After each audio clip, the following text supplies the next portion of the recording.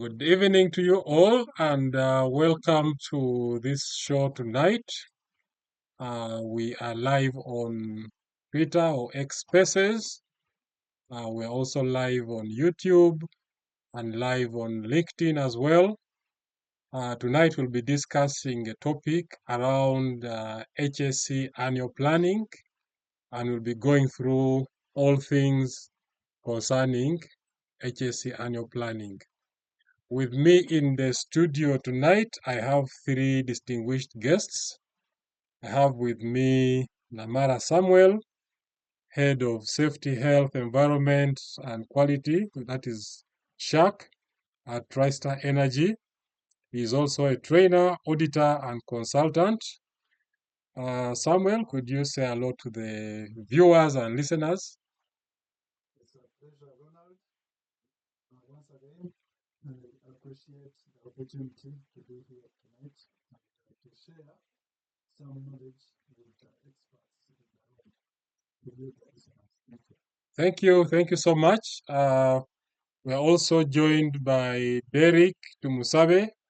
Derek is the HSE supervisor at Albertine Waste Management Joint Venture, Tilenga Project. Derek, say hello to the viewers.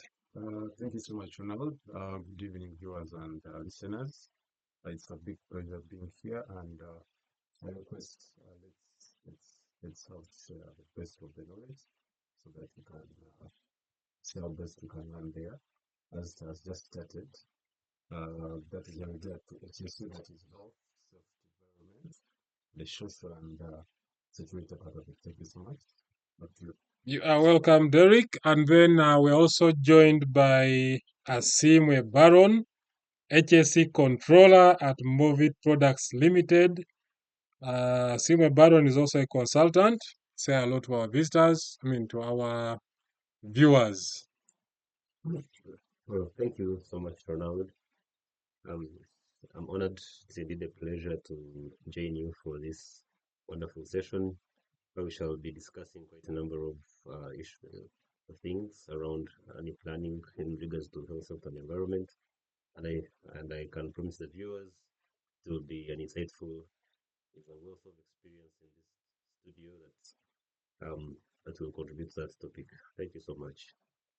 All right. As I mentioned earlier on, in this session, we are going to discuss understanding the HSE annual plan, how organizations plan for a safer year. So we'll start with the first segment, which is around you sharing with us your experience. From your experience, I'll start with Samuel. Can you share a safety or environmental incident you have seen that could have clearly been prevented if the organization had planned for the year better? Well, thank you. I don't know whether it's fortunate or unfortunate that we are starting with incidents, but I will air this out straight away. It may raise a contradiction to some maybe of people. Yeah. All accidents are preventable. They are all predictable and can be stopped before happening. I have seen several incidents in workplaces and in our daily lives. So I will share what is most common to us, probably. I've witnessed and investigated some fire incidents, particularly it was caused by an electrical fault. Okay. So at a quick glance, it was regarded as an incident that is caused by an electrical fault. It results from overload, and then a fire starts and catches the building. Okay. But when we investigated, it was observed that there are underlying causes which lead to result from poor planning. This particular incident, of course, it is a fire, then because of an electrical fault, because of overload. But if there was planning, as they have started, I was for waiting for that example, part. an inspection, Mm, okay? yeah. There are usually third-party inspections that are made. Yeah. So if there is proper planning that incorporates in inspection, and inspection is a leading indicator. It's a proactive tool to mitigate the incident before it happens. Mm, So perhaps if there was planning for an inspection inspection had been done. and it was done Mm, and it identified that there is overload within the system, yes, then it perhaps would have been mitigated. I get you. I get you. Thank you for that. Derek, would you like to share something as well? Right, thank you so much. I'll try to share brief regarding that. Mm, Most of us have heard about the previous road accidents that would have happened maybe on some of the bus companies. I'm mm, not giving the names. yeah. But when you go to this, if they have a better plan at the start of the year, most of the times when you make an investigation, you find out that it's all about fatigue. And with the fatigue management, when the companies really sit down and be like, we have a number of drivers, Mm, maybe one will drive to a distance of 10 hours, the other one will drive and return. Because most of the cases you find out that the same driver is driving. So you do also find if they really have a better plan at the start of the year, equipping of the drivers, something that can be avoided. Now, does that mean that they have planned well to overwork the drivers? No. No. Because the land is there. So they have not planned well. Baron, what is your take on this? You share your experience as well. Okay. Thank you so much once again. With annual planning, I'll give you just an experience I had. It was a movie like, Like a movie. it was like a movie. I was almost like in the middle of a movie. I was auditing some space, and it was a production setup. Um, so you visit and you've been taken through the protocol, and you you are undertaking the activity. In the midst of everything, there's a fire outbreak, and In the middle of the audit. for the audit. So that is a perfect time for it actually do some part of the auditing on how people are responding and how everybody's playing into the entire scenario. Yes. I realized the fire had started from a chemical. How people are responding actually, they would take a fire extinguisher from the doorway and press it. By the time they reach the fire, It's over. the extinguisher is actually over, and they did that. Mm, As a auditor, you know how happy you can be to identify such, have something put like in your filing law to advise the company on. yeah. And it happened like for 8 times. People eight Wow. moving, and Wasting the extinguishers fire were extinguishers. all that. And to trace backwards to review, have these been people been trained? Mm, So it was actually not that. Is there a plan to train them? No there was plan no plan to train on. them. So I realized it was a planning issue. Mm, Right from the word go, they had failed on how to plan for the emergencies and mm, how to respond to them. So yeah, it draws me to this topic actually, how to plan, how to plan. and So had they planned to train and how been they ahead and plan to train train? and other things that Yes. go with emergency preparedness and response. Yes. Probably it wouldn't Mm, have been. First of all, the fire wouldn't have happened, but in case it had happened, we yeah. would have responded better. Yeah. Yeah, thank you. Okay. I think that for watching this video, hearing annual HSE plans, and it would be a disservice if we continued throughout without taking time to explain what we mean. So I'll go back to Samuel. Uh, for someone who is listening tonight, who has never heard of the word annual HSE plan before, what is it and why do organizations need one? Just paint a picture for someone out there who is listening, who is watching, they would like to move forward before, and they need to clarify this. Over to you, Samuel. All right. So HSE Annual Plan is basically a structured, more systematic roadmap of how the organization will manage health, safety, and environment issues or Mm. risks Mm. within that year.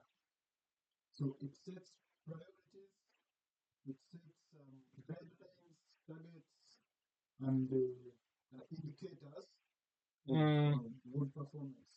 So it is usually proactive. Yeah. And it follows the data relies on leading indicators, which will be inspections, trainings. So can you give me an example of what would constitute part of the plan so that someone listening can actually get what you're saying? I would say the plan should be first risk-based. So as an organization, we'll have several risks, but we'll prioritize those which are higher at risk, okay, activities. And then in the planning, first we'll set objectives, okay, and then responsibilities. For example, we set an objective that safety works will be done. So do it like this. You said the plan should be risk-based, and then the plan we should have objectives. So can you give an example that, okay, for example, we have this kind of risk, so we can make this kind of plan with this kind of objective so that we can understand it better. Okay. I'll give an example of a logistics company. Okay. It has administration setup. It has vehicles that do the logistics. Mm. It has other maybe yards, okay, offsite yards. Mm. So if this transportation choose, for example, fuel. So particularly transportation of fuel will be a higher risk activity. So that is Risk. That is the risk. So now we will give it priority during the planning. Which priority is it? It is to know that all drivers that drive fuel trucks should be given a refresher defensive driving training.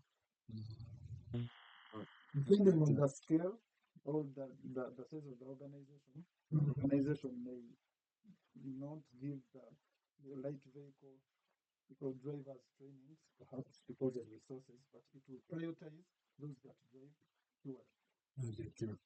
And it will plan to give this training prior to during the annual plan. Okay. Okay, thank you. Derek or Baron, would you like to submit on the same question or an angle that someone may have missed? Okay. Thank you so much. Maybe to add on what he has said, of course, and to break it a little down now for our listeners. I want to bring it from an angle of a New Year's resolution. We have started a New Year. A New Year's resolution. Everybody has New Year resolutions. Yes. Some people have religious resolution. They want to fast 30 days. They want to walk to Namugongo.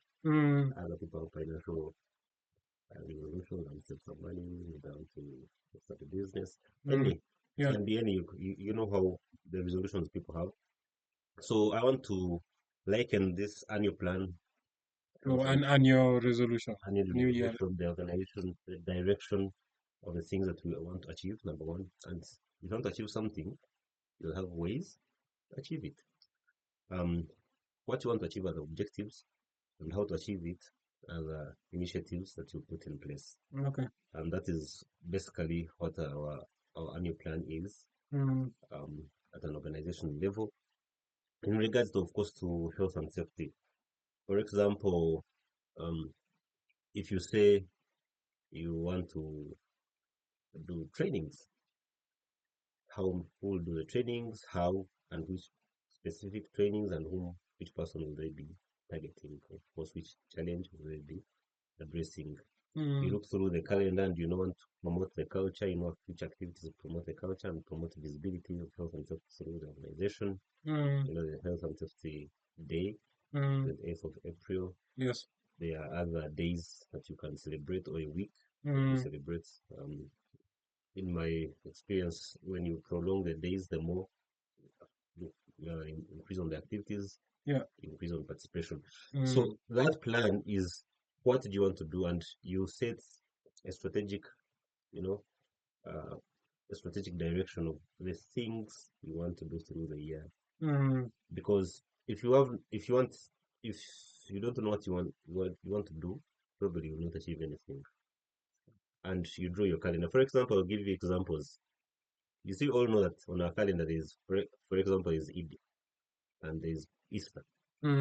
And in a way, during those periods, people have money.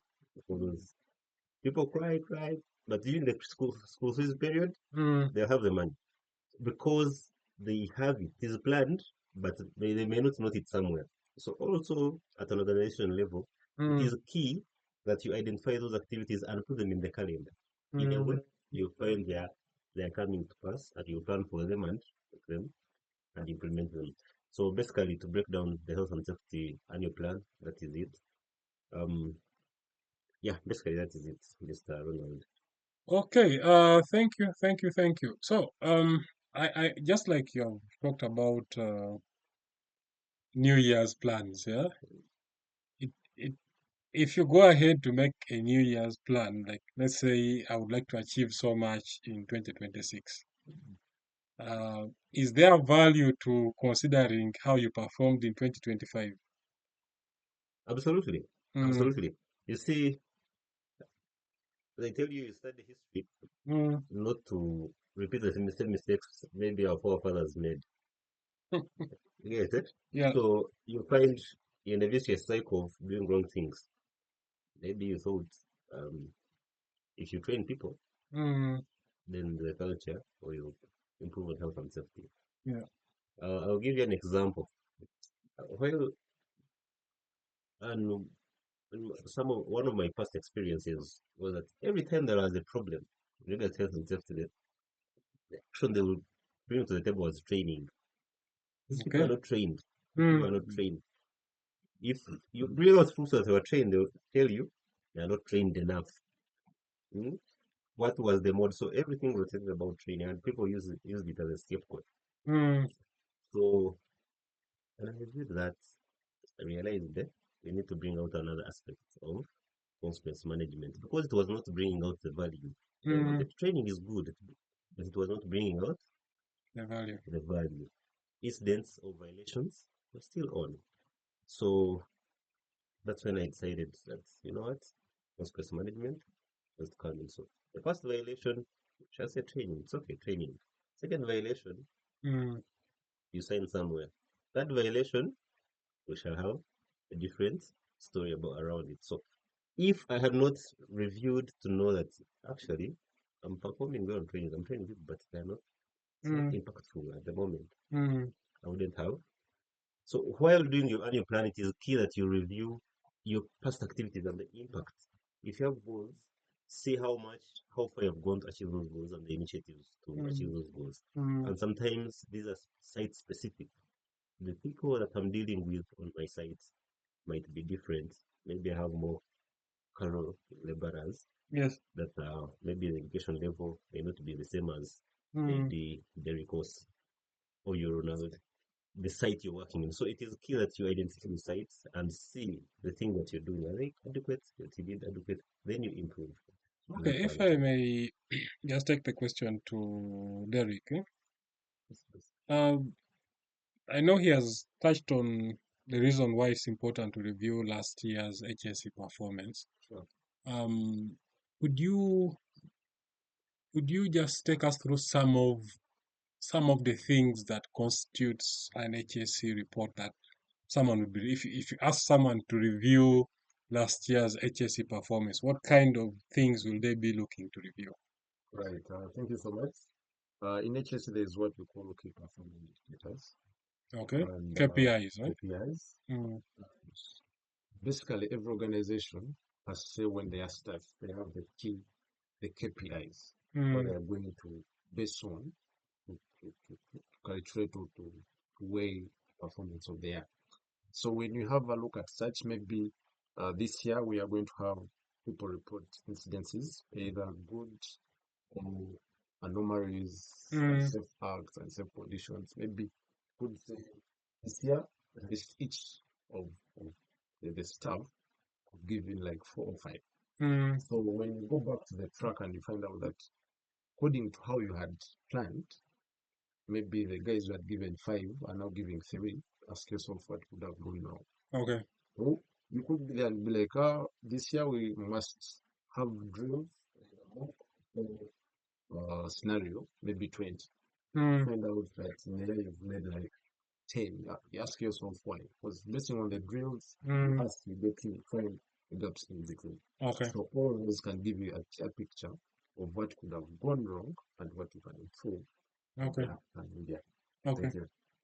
So when reviewing this performance, Samuel, he has mentioned lagging and leading indicators. What's the difference between lagging and leading indicators, and why do both matter? All right. The lagging indicators, are historical. Lagging indicators are historical. They are the past, what has already gone right or wrong. For example, the number of incidents that have occurred in the previous year. What kind of incidents? Well, they could be near misses, Mm. slips, fall, electrical circuits, property damage, Yeah. spillages, environment, and name them. Mm. So leading indicators could be number of trainings, drills, as he has mentioned, number of inspection and audits that have been done in the previous year or period. Mm. So it's important, both are important in their own way, because the lagging indicator will show you what has already failed. So you already have a trend, or you have a pattern that is visible. I get you. Then the leading indicators, they are proactive. If we have done 20 trainings and also assess the effectiveness of those trainings, but we still have this pattern. Leading indicators are progressive. They are progressive, yes. I think. Can you give a more simple Okay. description? I see. And this is open to all of us. Okay. I see where you wanted to go. Yes. So, I'll give an example of safety walks. Okay. Okay. So, the organization targets to have a safety walk per week. So a safety walk is a leading indicator. And the target is one per week. One per week. Okay. Who is responsible? Maybe management. Okay. So every manager knows they are responsible for a walk per week. It's a target and a KPI. Okay. Can we flash out a few more examples of leading indicators so that we are sure that the listener has gotten the hang of it? So you have mentioned safety walks, sport checks, inspections, drills, audits, training. uh-huh. I think those Okay. I think also management performance reviews. Huh? Management performance reviews and Awareness training. Okay. So ideally, what you're saying is that an organization needs to plan for when and how many of those they are going to do in the year. And who is responsible? And who is responsible? With target dates. And the budget. And budget. Okay. Okay, so I think we can put leading indicators to rest. Can we go back to the lagging indicators? So the lagging indicators are basically incidents. It could be the number of near misses. Okay, near misses. Near misses, actual accidents. Actual accidents. Some people call them incidents, but under incidents we could have near misses and accidents. Okay. And accidents. Okay. Okay. That's it for that. Okay, so the Lost time injuries. Cases of illnesses. of illnesses, first aid cases, biodiversity damages, Property damage.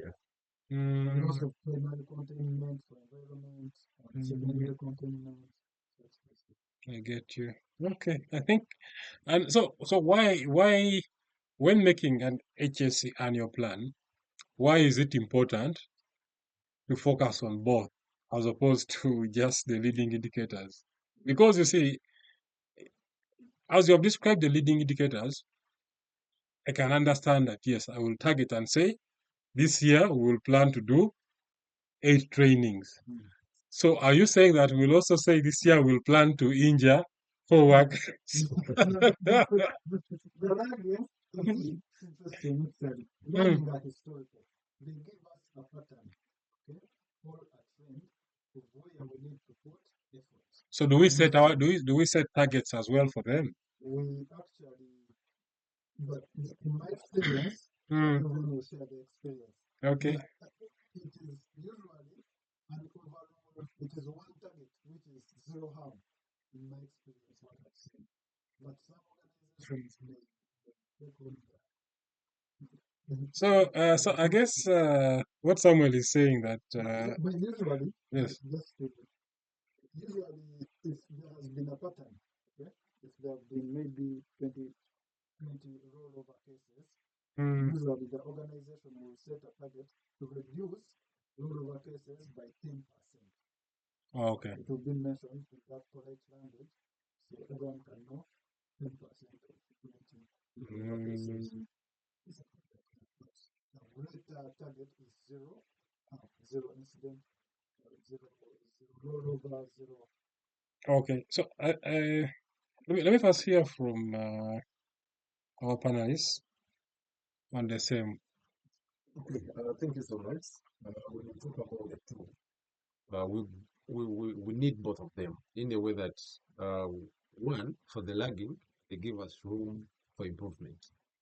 Then for the reading, they give us the space to provide more competence, more knowledge to the team or to the staff that is available.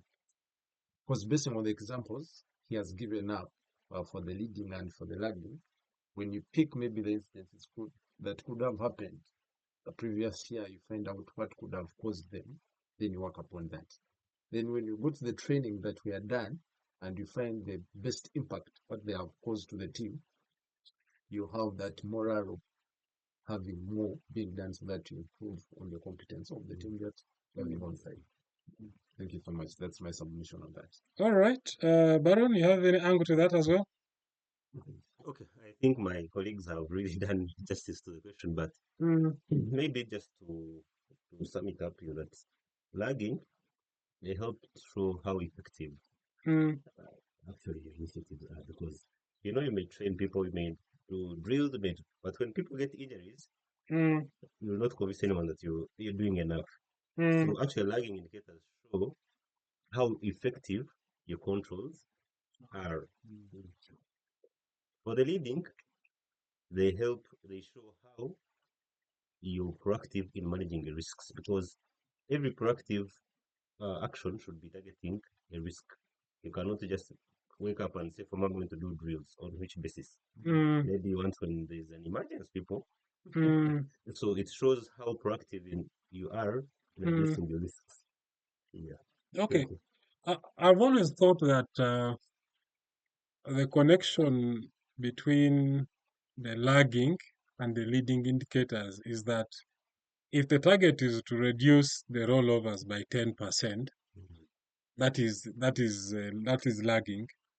So when you're not thinking about leading, you're thinking about things that, when done, will reduce rollovers. Well, for KPIs, Mm, general KPIs, if it is a bad thing, mm, you will set a reducing KPI.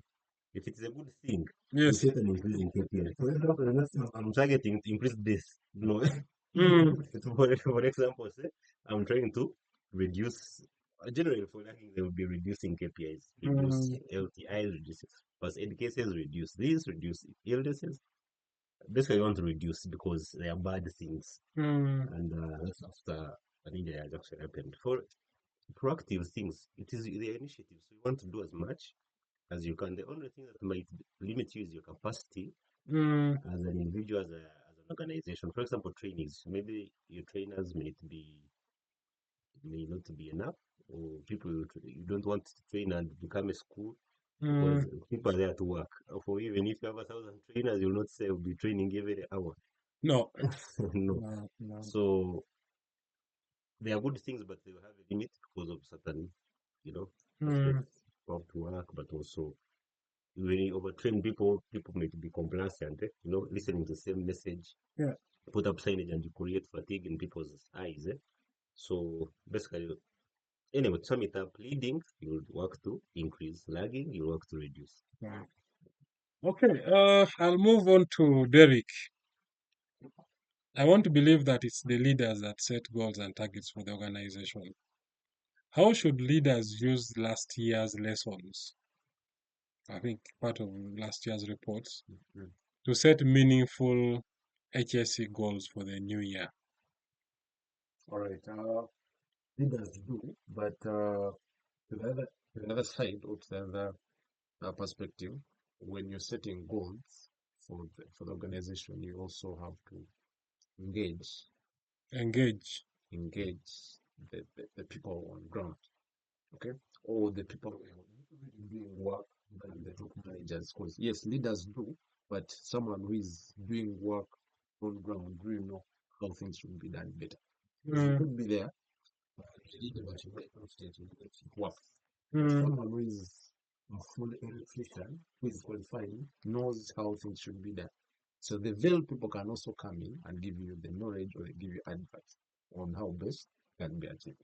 So this is something that the leaders have to do, have to go to ground, talk to these people, who do work hands-on, how things should be done, so that they can improve on their goals of the year. Okay. Any of us can weigh in how leaders can use last year's lessons to make meaningful goals. Okay. Of course, like my colleague Derek has already highlighted, it is true. Leaders set the tone and they give direction. So, have you ever solved the wrong problem? You solve it and you solve it again and you solve it again. Sometimes you solve the wrong I think we have problem. disagreed on root causes. So, Yes. so leaders have to do root cause analysis, and actually understand the actual problem. You see, people are violating a certain people. You may not say that they are big-headed. Probably it's an entity. Probably it's not uncomfortable or something. So, one of the duties to do root cause and identify the challenges the leaders health and safety force that the workforce has, so that they embrace the actual root cause. Yes, sometimes people are not motivated, or sometimes the rules are so many. And you want to help people to comply. You put incentives. Whoever does this, you incentivize this health and safety. Probably you just do that and you see the culture changing. So leaders have to actually find the root causes, investigate for them to get to the challenges, then Okay. and set solutions for them. So I've had engagement, I've had digging in for root causes. Any way in which leaders can use last year's lessons or past lessons to make meaningful goals in the new year? Yeah. Anyone else? I think, but I will just paint a picture, a practical picture. Mm. In the head of HSE2, the MD. Yes, yes, yes. So I present my data at the annual maybe HOD meeting. So this is maybe a decision-making meeting. So I present my data and I present that we require to do such and such a number of trainings, okay? 30 trainings, 20 refreshers, and 10 maybe okay? Yes. So now, as top management, it is up to take on the mantle. Okay, one, locate resources. Two, allocate the time. Three, communicate. Okay? Issue a memo, issue a requirement for doing the training. So if HODs and the rest of the workers understand that is a communication from top management Mm. about doing this training. Yeah, they will take it up. Okay. So you set the tone. That is how we set the tone as top management. Okay. Yeah. All right. You want to add something? Yes, add on what has already been submitted. Also, it does have a bit to managing risks. What do you mean managing risks? There are some high-level risks that only management can shoulder or can help in shouldering. For example, there's some, of course, you have to maintain a health and safety risk register. But if I to give you an example, there are some projects that um, management has to take on. For example, heavy capex projects. If you look at like fire hydrants to address the issue of fire, Mm. maybe it's change the process. So that should be captured in risk registers and identified as part of the business risks. Most executives actually, you may find that what they take as risks are financial risks, and they forget about health and safety risks. So you find there's a huge fire hazard, maybe or risk in the organization, Mm. but there are no means. Even if you have the best health and safety professional, in case of a fire, you're struggling. So they have to come into that risk management to identify the strategic risks of the business in terms of health and safety, and also try to support to address them. Okay. Let's move on to the next section of our discussion. How do we take goals and make them into meaningful and relatable targets that anyone in the organization can relate to? And the question here goes to Baron. I think I'll stay with you. How do organizations translate big safety goals, Mhm. yeah, into clear, measurable targets for projects and teams so that anyone at whatever level can understand it and play their part in achieving it? Yeah, thank you so much. It is clear that everybody owns their fair share of, of responsibility in terms of health and safety. And I'll take an example. I'll carry on from the goal that my brother has already highlighted, zero harm. So at the strategic level, the executives, you called him the so maybe Yeah. he will tell you in the organization today, this year we want zero harm Mm, for all the workers. mm, But to implement that goal, you have so many teams, of course. Let's take an example. You have a logistics team, you have a construction team. Let's say you have a manufacturing team, and other, of course, another team. So each team, how you operationalize that goal is that each team must get what speaks to them and bring it down to the project level. The, the goal should speak directly to their work, because if you're in a logistics team, the driver should understand how they're contributing to zero harm in the organization. correct. The transport manager should understand how they're contributing to the zero harm within the within the within the organization, and train them to understand how they contribute, because you find quite often people seeing they are sloganeering Mm, zero harm, one zero accident, but the person saying zero accident is picking his phone mm, while driving. So these people should actually show the actions they have to undertake to convince their goal, how they contribute to it, and how they're contributing to it. For example, if it's a logistics team, you tell them we don't allow harsh braking, maybe sharp cornering, maybe night driving. That's how we contribute to the to the to the KPI. And everybody should have a smart KPI, should make the objective as smart as possible, make it measurable, mm. to make it specific to the tasks and attainable. It is not good to give people a goal that is not attainable. Yes. Sometimes you tell a you know you tell a Ugandan driver that you will drive at 50 on on the express highway. Mm. It's like the man will tell you, you better shoot me, because you arrest me already, because it is not possible. So it is a key that the goal you give them is indeed attainable. Mm. It is realistic, and you give them a timeline. By this time, this year, we should achieve this.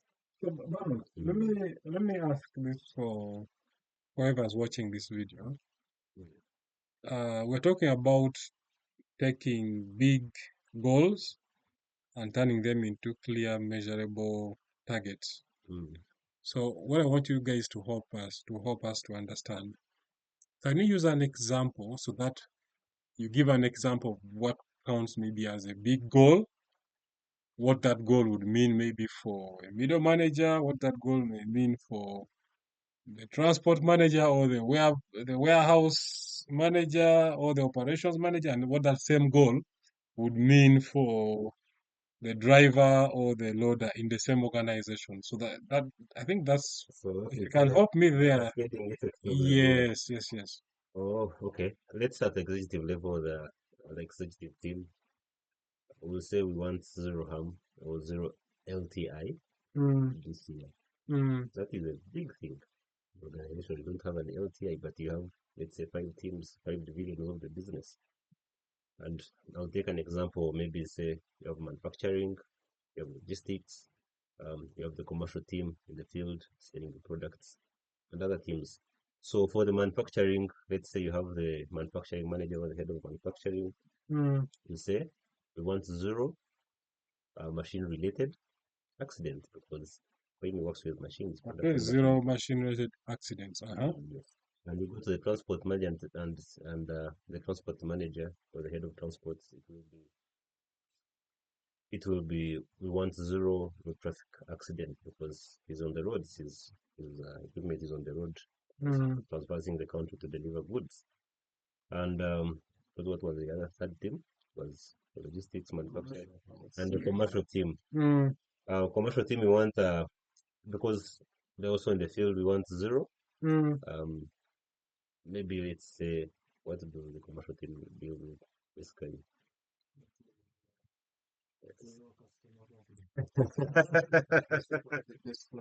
Yes, yes, yes, yes. Okay.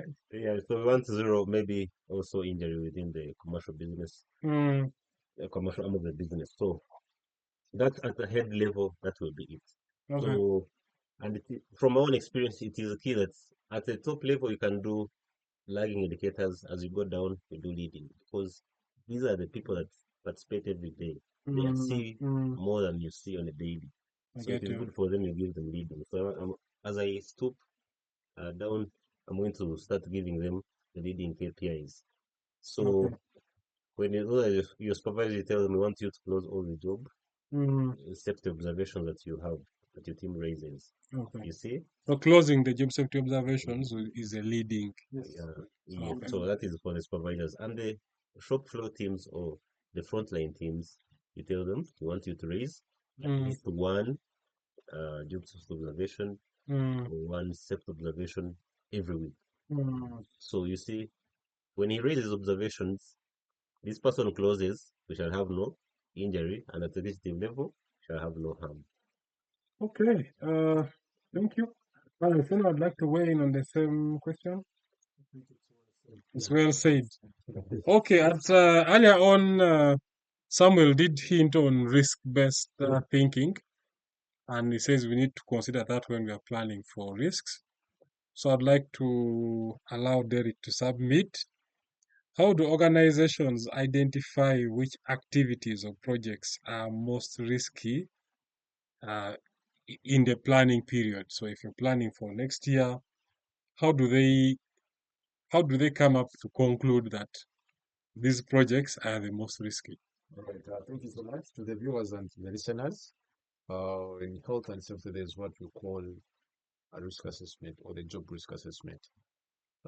In this, it gives a clear picture of which job is on a high risk based on the risk matrix, Mm, and the one that is low as well based on the risk matrix. And when you have this risk assessment, gives you have the assessment of the clear picture of every activity based on the risks attached to all the consequences. You take its magnitude or how heavy it is or how less it is, then you get the mitigation measures. Here I mean, for instance, if you have a project, let's say construction, and mm, you know the most, based on the risk assessment, the most risk work is working at height. the best way you're going to have the work at height being assessed and the mitigation measures is far different from, yes, all injuries are injuries, but the magnitude is different. So the one that is for work at height, maybe someone is on 50th floor and someone is down, like something that's really gives you the magnitude or how you're going to have the high risk and the rest risk activity. Okay, I think, but those are for individual activities. How do you apply that kind of thinking for an entire project? Yes, as I've said, each project should have a risk assessment from the start of all the activity that are going to take place in the whole project. Then from the risk assessment is what you're going to base on, have the clear picture of what you should handle first or the best way you should handle it. And the other activity is different based on the assessment. Because the risk matrix is going to give you the clear picture. This is in red, this is in green, this is in yellow, and the one that is in red, you have to put more emphasis, you have to get all the mitigation measures. So that cannot be the same as the one that is in green. You have to have the one that is at high risk being Okay. given more priority than Okay. my friend can also be in Okay. He has passed the mic on the two of you. So if you have anything to add, you can. I would just call it risk-based planning. Risk-based planning. So I'll keep developing kind of organization with manufacturing and then Logistics and commercial and logistics. Mm. Okay? So logistics is maybe transportation of fabricated items. But manufacturing is the actual manufacturing of those items involving cutting, welding, and assembly. So at a larger organization level, we'll identify manufacturing as a more risky sector or segment of the organization. So priorities during planning will be given to manufacturing. For example, training. Okay? Yeah. While commercial may do, for example, one drill. Okay. Yes. Manufacturing will do one drill monthly. So that is just an example. Same with training and other indicators. Okay, thank you. Staying with Samuel, let's talk proactive versus reactive safety. What's the difference between proactive and reactive safety management? And where do many organizations go wrong? So it is within the statement. Reactive, it is coming into action after an incident or a near miss. Okay? What do you mean? It is You are going to use some examples as I've been saying. response plan occurrence. For example, there is a vehicle, okay, knocks someone on the premises. So now we are reacting to treat that person, manage the reputation, and handle the legals and fines. Okay, so that is reactive, and then maybe set up some measures to avoid reoccurrence. Okay, it seems as though it is positive, but it is reactive because now we have developed the transport management plan. We seem as though we are actually positive, but the transport management plan came after an incident. Now, the proactive approach is while we are setting up that operation, we develop a transport management plan. So it will avoid occurrence of such an incident. Okay. So now that is the distinction. It's important that we plan during annual planning. We have these plans which are proactive. Okay, they will focus mostly on leading indicators, as we mentioned previously, sort of the same message. So as we focus on the leading indicators, we are being proactive. We are avoiding incidents before they happen. And usually the proactive, both reactive and proactive, they aid within the continuous improvement of the management system. But one is after an incident, and the other one is before. Is invisible energy. Invisible effort. Mm. Mm. Okay. I see our time is shifting really fast, so I'm going to speed up a bit. I'll go back to Baron. Yes, please. What does good look like? What are the key components of a strong HSE annual plan that ensure that it's implemented throughout the year? What is a good plan? What is an average plan? What is a poor plan? Good, average, poor. Yes. Let me say good. If it is not good, we shall know. Shall we Yeah, know? yes. We shall know where the others fall. Yeah, of Yes. course, like we have said, the plan, so our ambition for the year, Mm. it is what is the other word we used for setting up? It is no, is that what we used at the beginning? So resolution. Resolution, It yes. is our resolution, New our Year's ambition resolution. for Yes. So number one thing is we shall have what governs us. What are we looking at? And that is the policy. Those are some of the foundations of the So you're saying an annual HSC plan must have a policy? it's it's not as a policy as a health and safety policy as per se, but Mm. it should be included within so that it No, actually let me improve my question. So three companies, company X, company Y, company Z, each of them bring their annual HSC plans for 2026 to you. yes, please. After you have reviewed them, what kind of things are going to guide your judgment to say, you know what, company X's plan is super. Company Y, company Z, no. That's the question. Oh well, now first of all, the plan, like it is a plan, you should have objectives for it. What are you setting out to achieve? Objectives. Yes, and what are the activities or the initiatives you're putting in place to achieve those objectives? So the initiatives or the activities, and those activities should have every activity should have someone responsible. Okay. In a company, it is hard to find that everything is done by the safety professional. There's things that are done with by the managers. We share responsibility across so that everybody participates in implementing health and safety. So um, every activity should have who will do it and probably when, in which month, for example, Mm. in which quarter, or is it quarter one, quarter two, quarter four, January, or when? When are we going to do it? So um, a good plan will have a training program Okay. for the workforce Mm. and the different trainings that you set out to to train people on, because you don't just train people, you train people targeting certain areas where you feel there's weakness. And of course, we also put who, when, and resources, probably the budget. Yes. If it's an internal resource or if it's an external, that's leave a budget for it. Mm. You put how you identify, um, assess, and mitigate risks. There are those risks that may come in the due course. Mm. What is your risk management program through the year for the one-off activities or maybe routine activities? The Mm. same way that you can do some groups of analysis or something.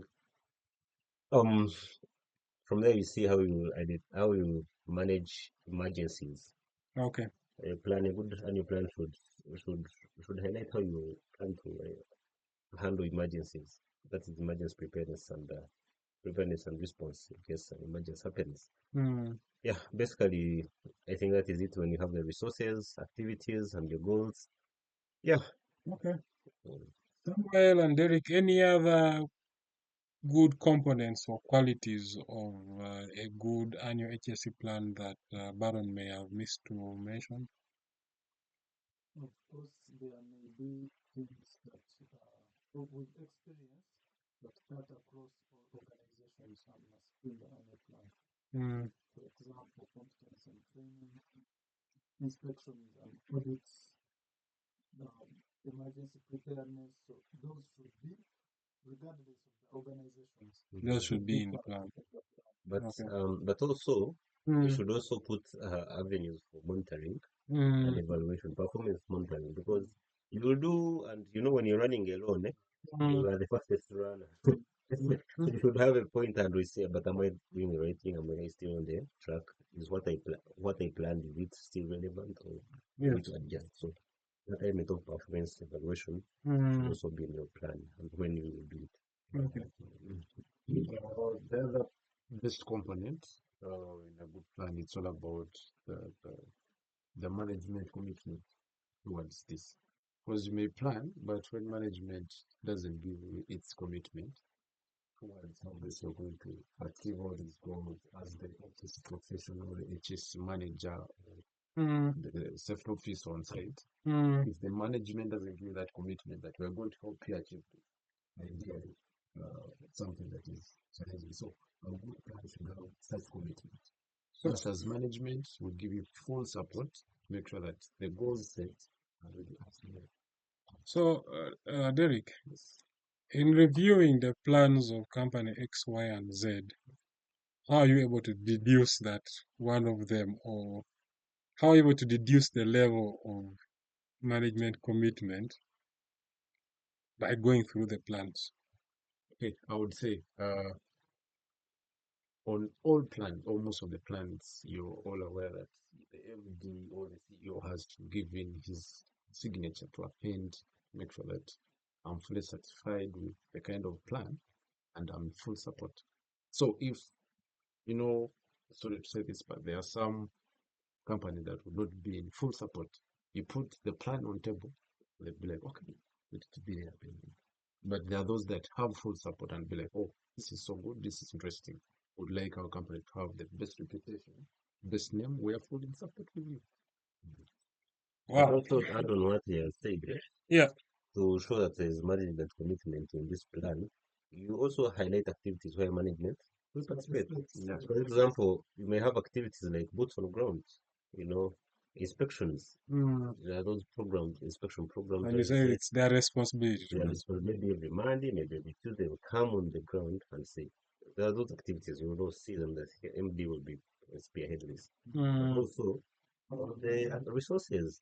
Mm. When you plan and you have given you a budget to fulfill those activities, that is the key. Management Has has really committed. stamped into this thing. Yeah? Mm. All right, all right, all right. We are we are at 57 minutes, so we need to be concluding. So this is an opportunity for you to give your final words.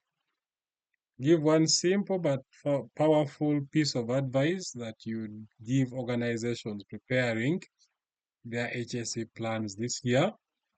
You can also use this opportunity to answer an important question that you expected to be asked, but the session has come to an end without it being asked. So we'll start with Samuel and go to Derek and then end with Baron. Thank you. Since this is my last opportunity, take the opportunity to thank you and listeners and viewers in the show. I would say, one, start early. I've seen many of the professionals collect data in the last month of December, Mm, just feeding the checklist. So it's important to start early to collect, especially the previous year's data that we use in the planning.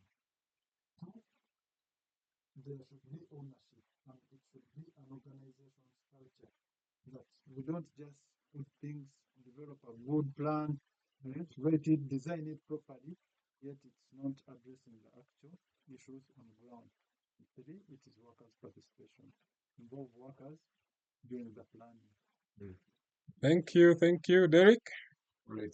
Thank you so much, Ronald. I always say we should focus on prevention. We should always be proactive. Here I'll say all organizations should focus on identifying what could happen, should foresee. So that's all about prevention. At the start, as you're doing a plan, you should always be in position to foresee so that you prevent and focus on it. Thank you so much. Thank you, Thank you. and Baron Asimwe. Yeah, thank you so much. There are quite a number of things maybe I can conclude with, but to start with, number one is that success belongs to the organized. So you need to be more organized when you're developing your plan. You're struggling for resources in the same basket as other departments or other arms of the business. And for them, remember, they're bringing in money directly. For us, we are trying to save money most times indirectly. So be organized, start ahead of time. By November, when the year is ending, you should have started seeing things didn't work well and already work on your plan so that by the start of the year, so you're ahead of things and you organize it. Number two, involve so many people you can. You're not enforcing health and safety for yourself. It's for those people. The better they participate, the better for you. And again, let other people talk for you. When in a room and another person, is struggling with, let's say, operators, and their supervisor talks on your behalf to ensure there's health and safety, the better for you. And lastly is that um know that there's money that is to be spent, so manage upwards so critically. Mm. Make sure that your bosses, you have managed them very well in regards to the plan. Yeah. Okay, thank you. Mine is simple and age old. If you fail to plan, you have actually planned very well to fail. Okay? So whether it is in HSC, whether it is in business, whether it is in health, irrespective of it, fail to plan means you have planned to fail. So let's do our best to make plans. Specifically, this discussion has been around HSC. Let's use what we have learned to begin to make plans for the year. I would like to thank our panelists, Samuel Namara, Derek Tumusabe, and Asimwe Baron. Thank you so much. I've been your host, Ronald Bete. I hope you have learned something. We have particularly enjoyed the session. We look forward to having you next time and have a good time. Thank you. Thank you.